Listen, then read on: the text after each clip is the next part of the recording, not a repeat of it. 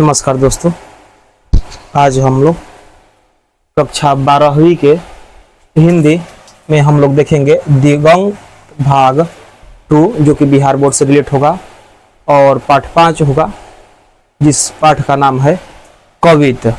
इस पाठ का नाम है कवित। कवित को लिखा है भूषण जी ने। कवित को भूषण जी ने लिखा है। इसके बारे में हम लोग संपूर्ण जानकारी आज लेंगे, क्या है कैसे है।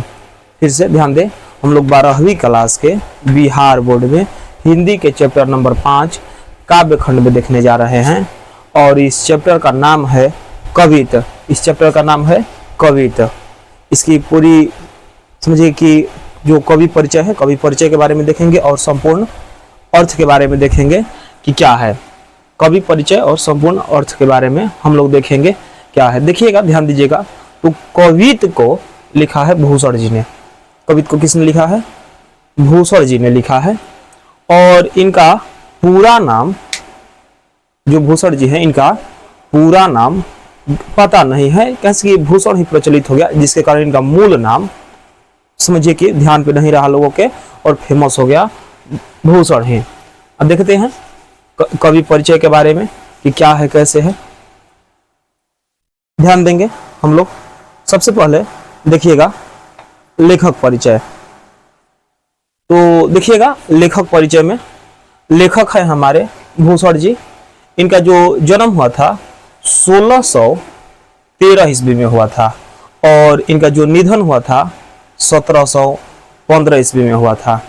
जो जन्म हुआ था 1613 में और जो निधन हुआ था 1715 ईस्वी में हुआ था। और इनका जो जन्म स्थान है उत्तर प्रदेश में हुआ था, कानपुर जिले में, और कानपुर जिले के तिकवापुर गांव में। ध्यान देंगे, इनका जो उत्तर प्रदेश में जन्म हुआ था, उत्तर प्रदेश के कानपुर जिले में, और वहां का एक जगह है, गांव है तिकवापुर। और इनके पिता का नाम था रत्नाकर त्रिपाठी। इनके पिता का नाम रत्नाकर त्रिपाठी था। फिर ध्यान देंगे हम लोग कि इनका उपनाम, इनका जो यानी कहने का मतलब है जो भूषण इनका नाम है, इनका ओरिजिनल नाम न होकर के उपनाम है, जो कि फेमस हो गया, प्रचलित हो गया है।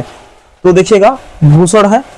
ये कह रहा है कि चित्रकूट के सोलंकी राजा रुद्रशाह ने इन्हें कवि भूषण की उपाधि दी थी। ये ध्यान देने वाली बात है और गौर से इसे अंडरलाइन करेंगे अपने कॉपी पर लिख करके कि जो भूषण नाम दिया गया था, जो भूषण नाम दिया गया था, ये सोलंकी के राजा थे।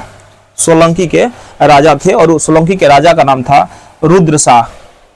सोलंकी के राजा का नाम था रुद्रशाह।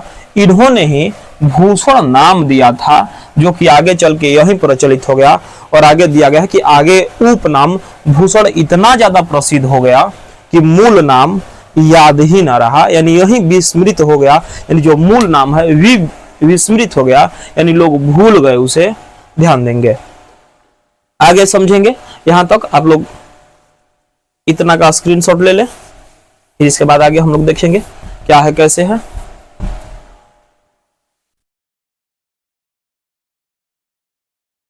देखेंगे आगे, जो कह रहा है कि प्रमुख आश्रयदाता है, प्रमुख आश्रयदाता यानी इन्हें को रहने के लिए जो जगह प्रदान किए गए, वो कह रहा है कि छत्रपति शिवाजी हैं, शिवाजी के पुत्र साहू जी एवं पन्ना के बुंदेला राजा छत्रसाल हैं।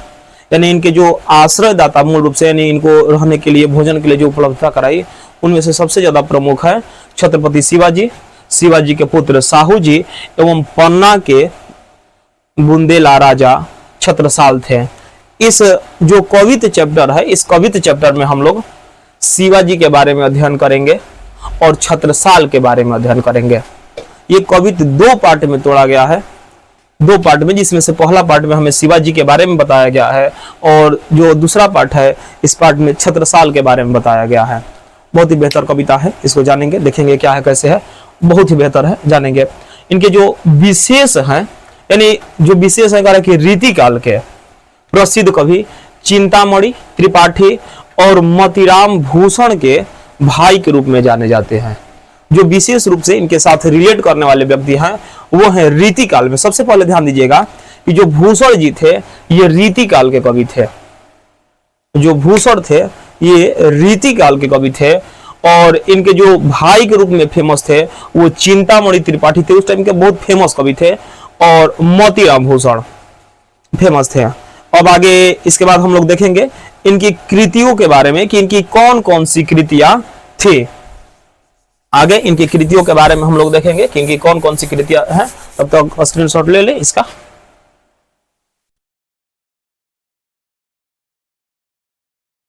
देखेंगे इनकी कृतियों में कौन कौन शामिल है। इनकी कृतियों में कौन कौन शामिल है देखिएगा। पहला जो कृति है शिवराज भूषण, जो पहला कृति है शिवराज भूषण है। पहला कृति है शिवराज भूषण, देखिएगा लिखा गया है शिवराज भूषण, शिवराज भूषण। इसमें 384 छंदों में 105 अलंकारों का निरूपण और छत्रपति शिवाजी की प्रशंसित करने वाले मुक्तकों का संग्रह। सीधा सीधा बात करें तो शिवराज भूषण में हमें केवल ये जानना है आपको और ये ध्यान रखना है कि किसके बारे में बताया गया है, तो छत्रपति शिवाजी के बारे में बताया गया है। शिवराज जो भूषण इनकी कृति पहली कृति है, इसमें छत्रपति शिवाजी के बारे में बताया गया है। और जो दूसरा है शिवा बावनी, और इसमें देखिएगा जो मुक्तक है 52 है और छत्रपति शिवाजी के वीरता का बखान है। यानी शिवा बावनी में केवल और केवल छत्रपति जी जो है उनके वीरता का बखान किया गया है। और छत्रसाल दशक जो है इसमें 10 छंद हैं और महाराज छत्रसाल के बारे में बताया गया है। और इस चैप्टर में हम दो चीजें पढ़ने वाले हैं, छत्रपति शिवाजी के बारे में पढ़ने वाले हैं और छत्रसाल के बारे में पढ़ने वाले हैं। देखिएगा ये कह रहा है कि ये 3 कृतियां अप्राप्य हैं, यानी ये प्राप्त नहीं है, हमें ये लिखी हुई चीजें प्राप्त नहीं है, केवल सुनी हुई बातें हैं कि इनकी ये 3 कृतियां हैं। लेकिन अब है कि नहीं है, बस सुनते हुए आ रहे हैं। जैसे लोग कहते चलते हैं कि कैसे है क्या है, पहले की कहानियों को हम लोग सुनते हुए आते हैं और उसी के आधार पर जैसे कि भगवान है कि नहीं है, क्या है कैसे, हमें कोई जानकारी नहीं, बस सुन रहे हैं कि होते हैं। उसी प्रकार इनकी कविताओं को, इनकी रचनाओं को हम लोग केवल इन 3 पार्ट को हम लोग सुनते हैं, ये हमें प्राप्त नहीं हुआ है। तो वही यहाँ पे लिखा गया है कि यह जो है अप्राप्य है। कर कि भूषण हजारा भूषण, भूषण उल्लास, दूषण उल्लास, कक्ष अस्पष्ट पद्य भी प्राप्त होते हैं। कर कि इसमें से जो है भूषण हजारा हमें प्राप्त है, भूषण उल्लास प्राप्त है, दूषण उल्लास प्राप्त है और कक्ष अस्पष्ट हमें प्राप्त है। लेकिन ये तीनों कृतियां हमें प्राप्त नहीं है।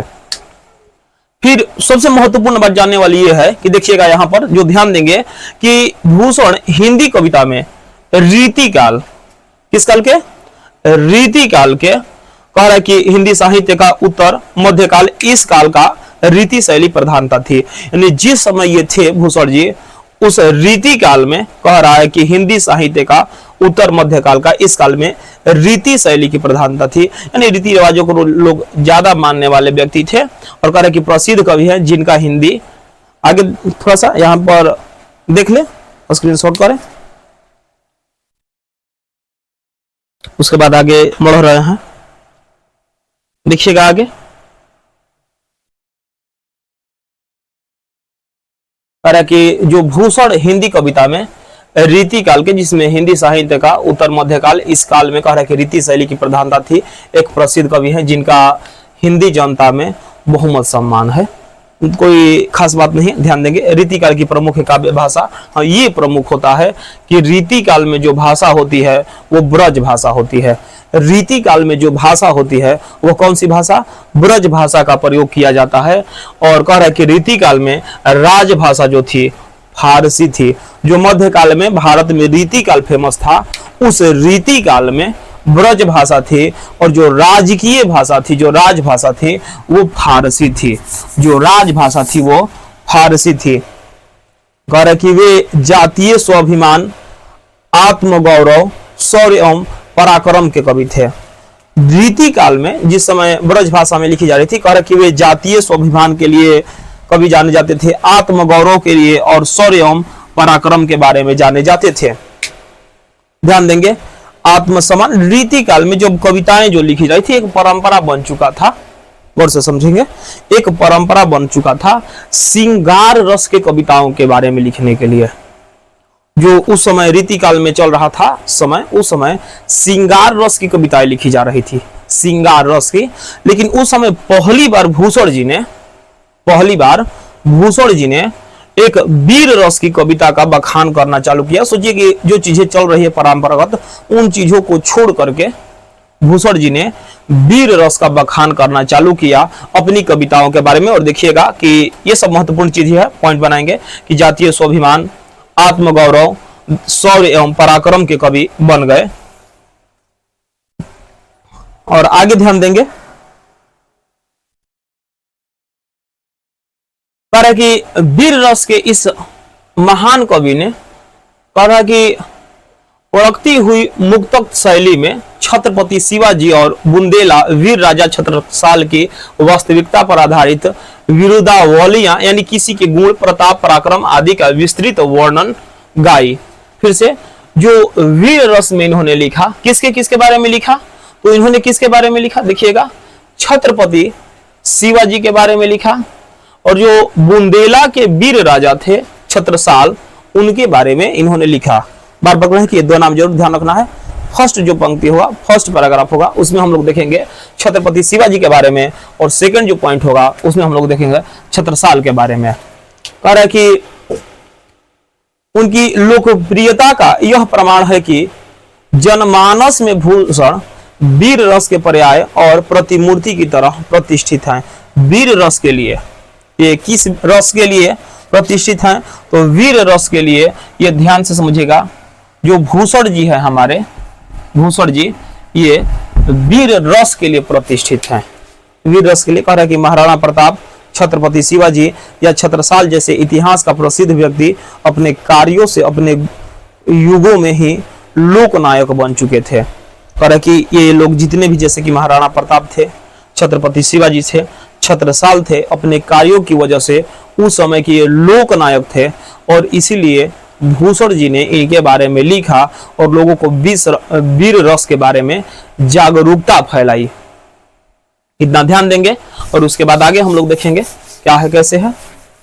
तब तक ये वाला पार्ट का आप स्क्रीनशॉट ले।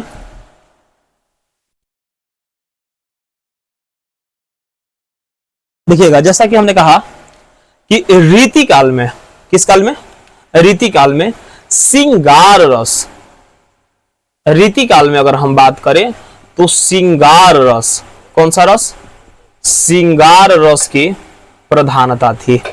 जो रीति काल था, इस रीति काल में श्रृंगार रस की प्रधानता थी। प्रायः सभी कवि, जो जितने भी उस समय कवि थे, वो सब के सब क्या लिखते थे, श्रृंगार रस की कविता लिखते दिखलाई पड़ते थे। यानी उस समय के जितने भी कवि थे, वो सब के सब श्रृंगार रस ही लिखते थे, सब के सब श्रृंगार रस लिखते थे। लेकिन पहली बार कह रहा है कि इस प्रधान प्रवृत्ति और भाव प्रभाव से अलग हट करके भूषण जी ने वीर रस को प्रमुखता दी। यानी कह रहा है कि जिस समय श्रृंगार रस के बारे में बात किया जा रहा था, उस समय पहली बार भूषण जी ने किसके बारे में लिखना चालू किया, तो वीर रस के बारे में लिखना चालू किया। यानी जिस क्षेत्र में अलग चीजें, समझिए कि जो चीजें हो रही उससे हट के अलग काम करना इन्होंने लिखा। फिर करके भूषण ने कविता की भाषा तो ब्रज भाषा ही रखी, कि इन्होंने भी ब्रज भाषा में ही लिखा, किंतु उसमें शब्द, मुहावरे और रचना संबंधी प्रयोगों में विषय और भावों के अनुरूप स्वतंत्रता बरती। यानी ऐसा नहीं है कि हम किसी के दबाव में लिख करके अपने शब्दों का प्रयोग करेंगे।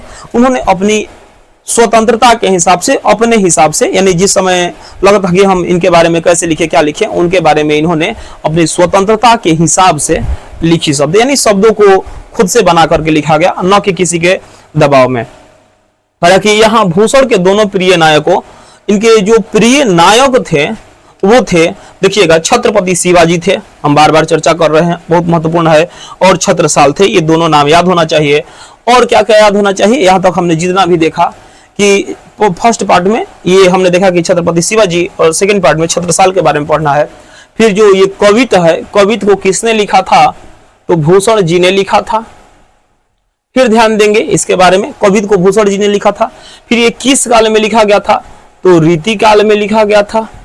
रीति काल में क्या फेमस था, रीति काल में क्या फेमस था? तो ध्यान देंगे उस समय श्रृंगार रस फेमस था, श्रृंगार रस फेमस था। लेकिन इन्होंने उस समय से हट करके नया टर्म बनाया, कौन सा लिखा? वीर रस के बारे में लिखा। ये हमें ध्यान देना है। बातें, उम्मीद है बातें जरूर समझ में आ रही होंगी कि क्या है कैसे है, लेकिन ध्यान देंगे इतनी चीजों को। आगे देखते हैं हम लोग, ध्यान देंगे। हमने जैसे कहा कि दो नायक छत्रपति शिवाजी और छत्रसाल से संबंधित दो कवित दिए जा रहे हैं। कितने कवित इसमें दिए गए हैं? दो। जो इस चैप्टर में हम कवित पढ़ने वाले हैं, इसमें कितने कवित हैं? दो कवित हैं, जिनमें से कह रहे हैं कि जिनमें उनके शौर्य के बारे में, ओजस्वी यानी उनके प्रभाव के बारे में बखान किया गया है। इस दोनों कवितों में किनके? शिवाजी के बारे में, छत्रपति शिवाजी के बारे में, और छत्रसाल का जो शौर्य था और उनका जो प्रभाव था, इसके बारे में हमें अध्ययन करना है। कह रहा कि भूषण ने कविता की भाषा तो बरस ही रखी थी, लेकिन कह रहा कि मुहावरे ये तो स्वतंत्रता से हमने देखा, फिर से वही लाइन रिपीट हो गया। आगे ध्यान देंगे। अब हम लोग देखेंगे जो कविता हमारा पहला है, जो कविता पहला है, ध्यान देंगे जो पहला कविता है, इस पहला कविता में हम लोग देखेंगे कि क्या है कैसे है। तो पहला कविता देखिएगा, कविता का हम लिखे हैं कि जो ये हमारा पहला कविता होने वाला है, इस पहला कविता में हम लोग देखेंगे। तो आप पहला कविता में अगर देखें तो इतने हमें पाठ दिखाई दे रहे हैं, जिसके बारे में हम बारी बारी से लेकर आए हैं। देखिएगा पहला कविता कह रहा है, कुछ सबसे पहले कुछ चीजों को देख ले कविता देखने से पहले। कह रहा है कि जी में, यहाँ पे देखिएगा जी में लिखा हुआ है। जिमी का अर्थ जैसे, जिमी का मतलब जैसे। फिर देखिएगा बाड़ो का मतलब बाड़ाग्नि यानी समुद्र की जो आग है, उस आग के बारे में ये कह रहा है। और कह रहा है कि आगे देखिएगा, फिर लिखे हैं सदंभ यानी दंभ से भरा हुआ, और जम्भ मतलब यम, देखिएगा जम्भ मतलब यम, और अंभ मतलब जल, अंभ मतलब जल।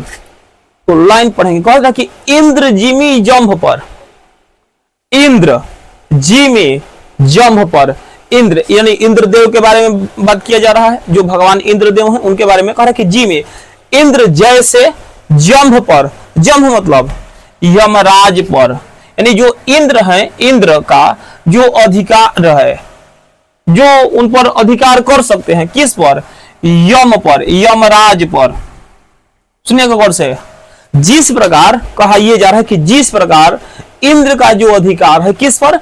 यमराज पर है। बाड़ो मतलब देखेंगे गौर से, बड़ाग्नि यानी समुद्र की अग्नि, यानी समुद्र की आग, समुद्र की लहर। देखिएगा यानी समुद्र जैसी जो है, ज्यों उस प्रकार अंभ पर, यानी समुद्र की आग का जो अधिकार है किस पर? अंभ पर है, यानी अंभ मतलब जल पर है। करे कि और रावण मतलब यहां पे बात किया गया है रावण, सदंभ पर, रावण सदंभ पर यानी दंभ से भरा हुआ, दुराचारी।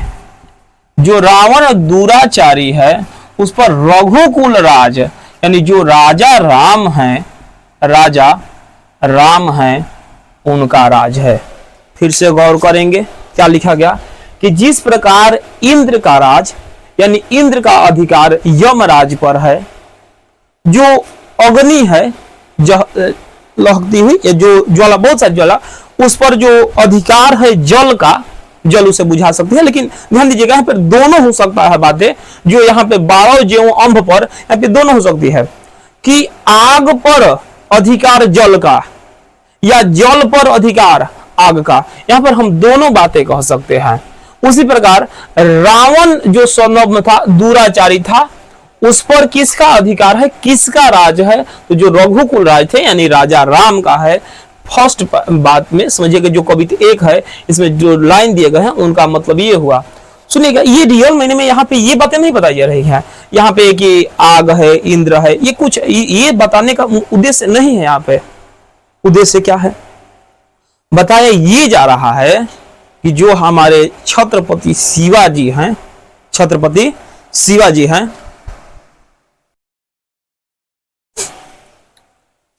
उम्मीद है ये जरूर समझ में आया होगा।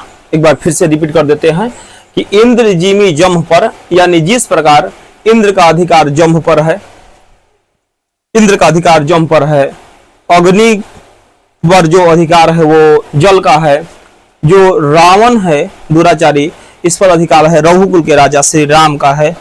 तो हम अभी ये रिपीट कर रहे थे, ध्यान दे रहे थे कि ये जो तुलना की जा रही है अधिकार की बातें, ये लास्ट में ले जाकर के हम पूरी की पूरी बातें जो उदाहरण दिए जा रहे हैं, ये सभी के सभी उदाहरण हमारे छत्रपति शिवाजी के लिए दिए जा रहे हैं, न कि किसी और के लिए। तो उसी बातों पर हम लोग गौर करेंगे कि क्या है। अगला पैराग्राफ देखते हैं कि क्या है, देखिएगा, ध्यान देंगे। नेक्स्ट पैराग्राफ में लिखा है कि कुछ देख लीजिएगा, शब्द देख लेते हैं, उसके बाद बात करेंगे कि क्या क्या कौन कौन से शब्द हैं। देखिएगा, पवन, पवन जो यहां पे दिया गया है हवा यानी पवन। दूसरा दिया गया है बारीबा यानी बादल। पवन मतलब हवा या पवन, बारीबाह, बारीबाह मतलब बादल। शंभु, शंभु मतलब शिव के बारे में लिखा गया है। रतिना, जो रतिना हमारा शब्द आया है वो कामदेव के बारे में आया है, जो कि रति के पति हैं। जो रतिना आया है ये शब्द आया है कामदेव के लिए, जो किसके पति हैं, रति के पति हैं। फिर एक शब्द देखिएगा आया है यहाँ पे सहस्रबाहु, कहने का मतलब एक राजा जिसकी भुजाओं को परशुराम ने काट डाला था, उसके बारे में ये यहाँ पे चर्चा किया गया है। फिर लिखा गया है रामद्विराज, यानी रामद्विराज यानी परशुराम, यानी परशुराम को राम भी कहा जाता है, यानी राम जी के जो परशुराम अवतार में थे उनके बारे में लिखा गया है। आइए थोड़ा सा समझते हैं। कह रहा है कि पवन बारीबाह पर, फिर से पवन बारीबाह पर, पवन, पवन मतलब हवा, क्योंकि जिस प्रकार हवा का अधिकार किस पर है, बारीबाह यानी बादल पर। जिस प्रकार हवा का अधिकार किस पर है, बादल पर। फिर कह रहा कि शंभु, जो शिव का अधिकार है किस पर, रतिनाह पर यानी कामदेव पर। जो शिव का अधिकार है किस पर है, कामदेव पर है। बाकी किसी का भी अधिकार कामदेव पर नहीं है, गौर से जानिएगा। बाकी कोई भी ऐसे देवी देवता नहीं है कि जिनका अधिकार कामदेव पर है, केवल शिव का ही अधिकार है। इसीलिए यहाँ पे दिया गया है कि जिस प्रकार हवा का अधिकार बादल पे है, आप देखिएगा कि जो हवाएं होती हैं बादल को अपने साथ ले जाती हैं, अपने साथ साथ हवा के झोंके के साथ, उसी प्रकार जो शिव हैं उनका भी अधिकार। फिर कह रहा कि ज्यों सहस्र बाहु, जिस प्रकार सहस्र बाहु पर, जिस प्रकार सहस्र बाहु पर जिसकी बहुत सारी भुजाएं थी, किसका अधिकार था, राम द्विराज का, यानी जो परशुराम थे, जो परशुराम थे। कौन परशुराम, जो किसके अवतार थे, देखिएगा राम जी के अवतार माने जाते थे। किसके अवतार, राम जी के अवतार। फिर से देखिएगा अभी तुलना किया जा रहा है कि क्या हो रहा है, कैसे। तो ज्यों सहस्र बाहु पर राम द्विराज हैं, फिर से जिस प्रकार सहस्र बाहु पर राम द्विराज हैं, यानी राम द्विराज यानी परशुराम का शासन है, परशुराम का राज है, परशुराम का अधिकार है। फिर से पवन बारीबाह, यानी पवन यानी हवा का जिस प्रकार अधिकार है बादल पर, शिव का अधिकार है किस पर, किस पर, रतिनाह पर, यानी जो रति के पति हैं। और रति के पति कौन है, कामदेव। जिस प्रकार सहस्र बाहु पर अधिकार है किसका, द्विराज का, परशुराम का। फिर आगे हम लोग नेक्स्ट पैराग्राफ में देखते हैं कि क्या बताया गया है। नेक्स्ट पैराग्राफ में क्या है उसे देखेंगे। इसे कर ले स्क्रीनशॉट।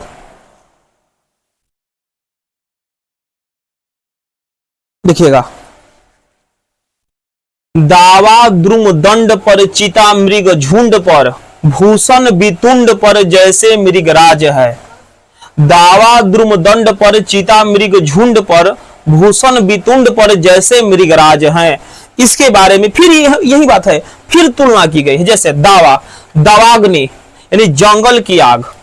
यहाँ पे जो दावा शब्द लिखा गया है वो किसके लिए लिखा गया है? दावा यानी दावाग्नि यानी पूरा बहुत तेजी से जो आग लगा है, जंगल की आग, इसीलिए उसे कहा गया। तो देखिएगा द्रुमदंड यानी वृक्षों की डाले, वृक्षों की डाले, वितुंड मतलब हाथी, वितुंड मतलब हाथी, और देखिएगा मृगरोज, मृगरोज नहीं होगा, मृगराज होगा यहाँ पे, यानी कह रहा है कि मृगों का राजा सिंह यानी पशुओं का राजा सिंह मृगों पर। तेज तम, तेज तम अंश पर कान्ह जिम्ही कंस पर, ये हमारा नेक्स्ट पार्ट होने वाला है। तो यहाँ पे देखेंगे फिर से, दावा मतलब कह रहे कि दावा द्रुमदंड पर, दावा यानी जो आग का अधिकार हो जाता है, दावा मतलब जो आग का, जंगल की जो आग होता है वो उसका अधिकार किस पर हो जाता है? वृक्षों की डाले पर। जो वृक्ष की शाखा है, देखिएगा जब जंगलों में आग लगेगी तो उसे अपने साथ जला देता है, अपने साथ जला देता है। जब जंगल में आग लगता है तो उसे अपने साथ क्या करता है? जला देता है। फिर देखिएगा चीता मृग झुंड पर, जिस प्रकार चीता का पूरा अधिकार हो जाता है मृग के झुंड पर, यानी जो हिरण है उनके झुंड पर अधिकार होता है। ये इसी प्रकार तुलना किया जा रहा है कि उसी प्रकार जो हमारे शिवाजी थे उनका भी अधिकार था।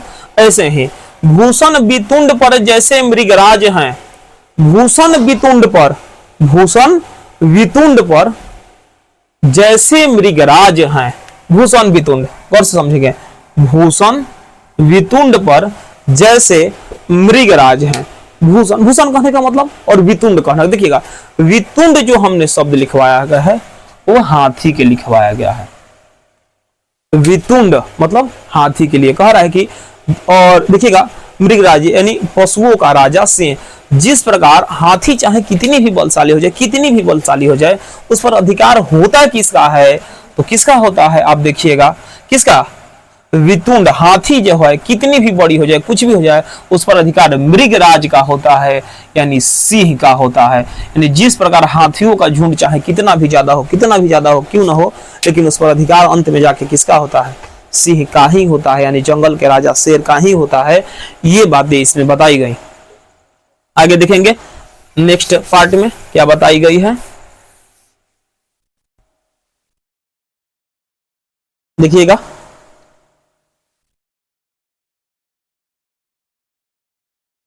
देखिएगा तेजतम अंश पर कान्ह जिम्ही कंस पर, यौम मलेच्छ वंश पर सेव शिवराज हैं। फिर से यहां से देखिएगा, ये वाला यहां से एक लाइन है और यहां से यहां तक लेकर के एक लाइन है। फिर से यहां से लेकर के यहां तक एक लाइन है और यहां से यहां तक लेकर के एक लाइन है। देखिएगा तम, तम मतलब अंधकार, तेज मतलब प्रकाश, तम मतलब अंधकार, तेज मतलब प्रकाश, जिमी मतलब जैसे हमने पीछे देख लिया है मलेच्छ वंश, यानी मलेच्छ वंश जो यहाँ पे चर्चा किया गया है वो किसके लिए किया गया है? तो विदेशी राजा के लिए किया गया है। ये पैराग्राफ देखेंगे, ऊपर नहीं देखेंगे, यहां से है हमारा तेजतम अंश पर, यहां से देखेंगे, यहां से एक पार्ट, तेजतम अंश पर काम जिन्हीं कंस पर, तेजतम, तेज, तेज मतलब प्रकाश, तम मतलब अंधकार। देखिए फिर से, तेज मतलब प्रकाश, तम मतलब अंधकार, अंश पर कह रहा कि जिस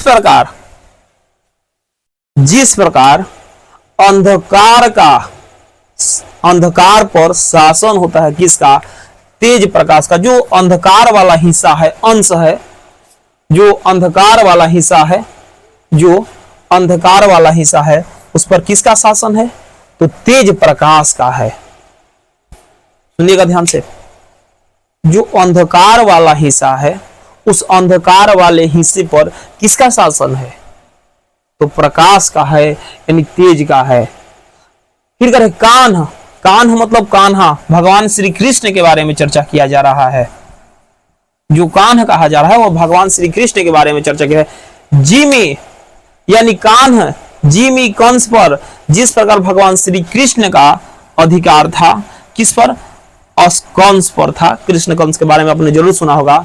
उसी प्रकार मलेच्छ वंश पर सेव शिवराज का है। देखिए आगे अंत में मलेच्छ वंश यानी जो विदेशी राजा थे, जो विदेशी राजा हमारे यहां आकर के शासन करते थे, जो विदेशी राजा थे वो हमारे यहां आकर के शासन करते थे, उस पर किसका अधिकार था? शिवराज का था। शिवराज यानी छत्रपति शिवाजी के बारे में था, यानी उनका अधिकार था। सोचिए जितना उतनी सब बातें की गई शुरू से लेकर के अभी तक, वो सभी के सभी उतनी ज्यादा चर्चा की गई। किसके लिए? कि जितनी भी चीजें वैसी हैं जो कि नहीं हो एकदम अटल है कि ना वही होगा, उसी प्रकार जो बाहरी राजा थे उन पर अधिकार किसका था? शिवराज। सोचिए कि कितनी ज्यादा बेहतर तुलना की गई है। किसके बारे में? छत्रपति शिवाजी के बारे में तुलना की गई है। देखेंगे आगे हम लोग, ध्यान देंगे। देखिएगा यहां से हमारा सेकंड पार्ट चालू होता है, हमारा सेकंड पार्ट चालू होता है। अब यहां से किसके बारे में लिखा गया है? यहां से किसके बारे में लिखा गया है? तो देखिएगा वहां से जो वीरता का बखान था वो शिवाजी के बारे में था, और यहां से जो सेकंड पार्ट में वो है छत्रसाल के बारे में। यहां से हम लोग पढ़ेंगे छत्रसाल के बारे में, उनकी वीरता के बारे में पढ़ेंगे कि छत्रसाल के बारे में क्या है, कैसे है। देखिएगा कह रहा है कि निकसत, निकसत मतलब निकलना।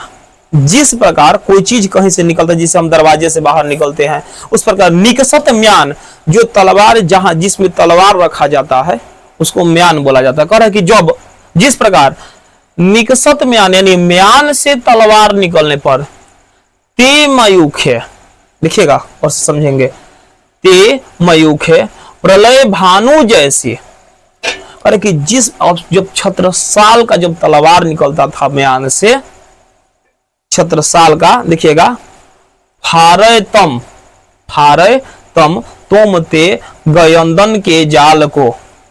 फिर से यहाँ पे एक पार्ट आप लोग देख लें, कुछ वर्ड मीनिंग के जगह पर ले जाते हैं, उसके बाद ये चर्चा करेंगे सेकंड पार्ट के बारे में। देखिएगा आपके लिए ज्यादा बेहतर होगा, देखिएगा यहाँ पे ज्यादा बेहतर होगा कि निकसत म्यान ते मयूखे प्रलय भानु कैसी, फारय तम तोम से गयंदन के जाल को। मयूखे यानी किरणें, प्रलय मतलब भानु, देखिए प्रलय भानु मतलब प्रलयंकारी सूर्य, तम तोम अंधकार का समूह, गयंदन यानी हाथी का जो बहुवचन है गयंद गर्जनाम। क्यों? निकसत म्यान थे, जब किसका म्यान से तलवार निकलता था? छत्रसाल का। मयूख है यानी मुख से, प्रलय, प्रलय भानु कैसी, इतना ज्यादा प्रलय जैसा हो जाता था, इतना ज्यादा प्रलय यानी जिस प्रकार सूर्य का प्रकाश होता है, तेज प्रकाश, जब बादलों से प्रकाश आता है तो देखिएगा बादलों को चीर के प्रकाश आता है। ध्यान दीजिएगा, जब सूर्य का प्रकाश आता है तो बादलों को चीर के निकलता है। उसी प्रकार जब छत्रसाल का तलवार म्यान से निकलता था तो जो जितने भी आसपास के समझिए कि जो दुश्मन थे उनको चीर करके बाहर निकलता था। कह रहा है कि फारे तम तोम, फारे उदाहरण दिया जा रहा है जो भयंकर ला रहा है कि फारे चीर देता था, अलग अलग कर देता था। तम तोम यानी जो प्रकाश है, जो प्रकाश है वो किसको फाड़ देता है? अंधकार को फाड़ देता है। गयंदन के जाल को किस प्रकार? हाथियों के भीड़ में जिस प्रकार है और एक सिंह रास्ते से जा रहा है तो हाथियों के जाल को फाड़ देता है सिंह, जब वहां से बीच में जाता है। तो यही बातें लिखी गई। सोचिए कितना बड़ा तुलना कि जब छत्रसाल का तलवार निकलता है, छत्रसाल का तलवार निकलता है तो जितनी भी चीजें वहां के जितने भी दुश्मन है उन्हें समझिए कि बढ़िया से खत्म एकदम समाप्त कर दिया जाता था। फिर और उदाहरण देके बताया जा रहा है कि किस प्रकार, जिस प्रकार सूर्य का प्रकाश जब आता है तो चीर देता है अंधकार को, हटा देता है बादलों को, उसी प्रकार यहाँ पे जाल जो बताया गया है। और फिर कह रहा है कि जो हाथियों का जाल है उसे भी हटा दिया जाता है। तो फर्स्ट लाइन ये था। सेकंड में देखेंगे कि लागती लपकी कंठ बैरिन के नागिनी सी, लागती लपकी कंठ बैरिन के नागिनी से, रुद्रही रिझावे दय दय मुंडन की माल को। बैरिन यानी जो बैरी है, शत्रु है, उसके बारे में लिखा गया है। फिर कह रहा है कि देखिएगा, रुद्रहि यानी रुद्र को यानी शिव का एक क्रोध युक्त रूप, रुद्रहि मतलब रुद्र को कहेंगे यानी शिव का एक क्रोध युक्त रूप है।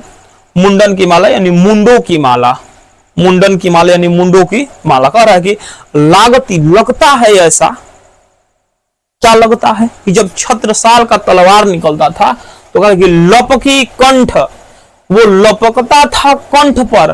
कैसे लपकता था? जैसे कि बैरिन जो दुश्मन होती है वह नागिन लपक करके पकड़ती है, उस प्रकार छत्रसाल का जो तलवार था वो अपने दुश्मन के गर्दन को, कंठ को लपक करके काटता था। वही बातें लिखी गई है। रुद्रहि रिझावे, जैसे रुद्रहि, रुद्रहि कहने का मतलब ये हुआ कि रुद्र को रिझावे, दय दय मुंडन की माल को, जैसे कि ये भगवान शिव को रिझा रहे हैं, खुश कर रहे हैं। क्या करके? गर्दन में उनके समझे कि मुंडों की माला देकर के इतने ज्यादा गर्दन कट चुके हैं, इतने ज्यादा काट दिए गए हैं कि लगता है कि वहां पे हम उनको प्रसन्न कर रहे हैं, छत्रसाल उनको अर्पित कर रहे हैं मुंडों की माला, जब इनकी म्यान से तलवार निकलती थी। यही बातें यहाँ पे देखिए फिर से। लागती लपकी कंठ बैरिन के नागिनिसी, यानी ऐसा लगता है, ऐसा लगता है कि वो लपक करके तलवार जिस प्रकार, किस प्रकार लपक के, जिस प्रकार कोई नागिन अपने दुश्मन के कंठ को पकड़ करके काटती है, उसी प्रकार छत्रसाल का जो तलवार है उसी प्रकार दुश्मनों का गर्दन काटता है। और लगता है ऐसा कि ये भगवान शिव को जो क्रोधित अवतार में है उनको ये मुंडों की माला दे करके खुश करना चाहते हैं, उस प्रकार। आगे देखेंगे।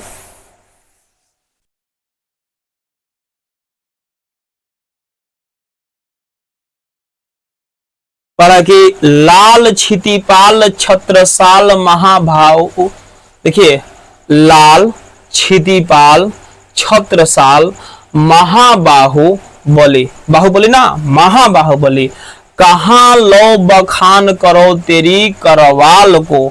क्षितिशाल यानी भूपाल, पृथ्वी का पालन करने वाला राजा।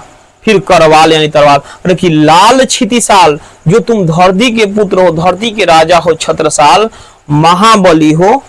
फिर से फिर भूषण ने कहा कि आप जो धरती की आप लाल हैं, ऐसे लाल को, छत्रसाल को हम महाबली कह रहे हैं, बाहुबली ना, महाबली कह रहे हैं। और कहाँ लो बखान, हम कहाँ से बखान करें तेरी करवाल को, करवाल यानी तलवार को, तलवार यानी उनकी बहादुरी यहाँ पे बताई जा रही है। कह रहे कि भूषण जी कह रहे हैं कि हे धरती के पुत्र, हे धरती के राजा, तुम्हारी हम बखान कैसे कर सकते हैं, किस शब्दों में बयां कर सकते हैं, जब तुम्हारी तलवार निकलती है और दुश्मनों का सर धड़ से अलग करती है। इस बात को हम कैसे बखान करें, ये बातें यहाँ तक लिखी गई हैं। फिर देखिएगा लास्ट हमारा पैराग्राफ होगा और इसमें हम लोग देखेंगे, देखिएगा कि प्रतिभट कटक कटीले केते काटी काटी कलिकासी, कलिकासी किल की कले उदेती काल को। प्रतिभट कटक कटीले केते काटी काटी कालिकासी किल की कले उदेती काल को। देखिएगा प्रतिभट शत्रु योद्धा, कटक समूह यानी सेना, यानी देखिएगा प्रतिभट यानी शत्रु योद्धा, कटक यानी शत्रु योद्धा की जो सेना है, यहां से शत्रु योद्धा की जो सेना है, कह रहे हैं कि कटीले यानी काटने वाला, के यानी कितने कलिका यानी देवी कलिका का रूप, जिससे उन्होंने रक्त बीज का संहार किया था, काटी काटी। कह रहा है कि जिस प्रकार दुश्मनों के समूह को मां काली हैं वो क्या करती है, काटती है, यानी कलिका सी किल की, यानी माँ काली के जैसे वो काटती हैं। कलेउ देती काल को, यानी जो माँ काली हैं अपने दुश्मनों के सर को काट काट करके, दुश्मनों के सर को काट काट करके कलेउ, कलेउ मतलब भोजन, उपहार देती हैं, किसको, काल को।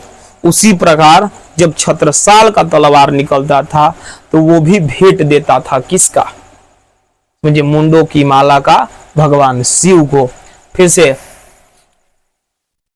प्रतिभट कटक कटीले, यानी जो दुश्मनों के शरीर को कृत यानी काट करके काटी काटी, कलिकासी माँ काली के जैसे किलकी कलेऊ देती, जो कलेऊ देते थे किसको, काल को। ये बातें यहाँ तक हैं। देखिएगा ये सभी चीजें लिखी हुई हैं, आप देखेंगे पढ़ेंगे और इसे समझेंगे। और आज के लिए इसमें इतना भी। अगर समझ में ना आया हो या किसी भी बात का दिक्कत हो तो आप कमेंट जरूर करें कि कहाँ पर हमें दिक्कत है, कैसे दिक्कत है। तो आज हम लोग इसमें इतना ही रहने देंगे। और इसका जो सवाल जवाब है या भावार्थ है उसका PDF हम समझिए कि व्हाट्सएप पे शेयर करेंगे। और जो नंबर होगा व्हाट्सएप का नंबर होगा, देखेंगे जिनको भी नोट्स चाहिए, जो भी चाहिए आप इस नंबर पे संपर्क करेंगे। इस नंबर पे आप संपर्क करेंगे तो आपको नोट्स मिलेगा। किस विषय का क्या है, कैसे, हर एक विषय का हमारे यहाँ साइंस के प्रत्येक विषय की पढ़ाई कराई जाती है। स्टूडेंट कोचिंग सेंटर कौन सर। आज के लिए इतना ही।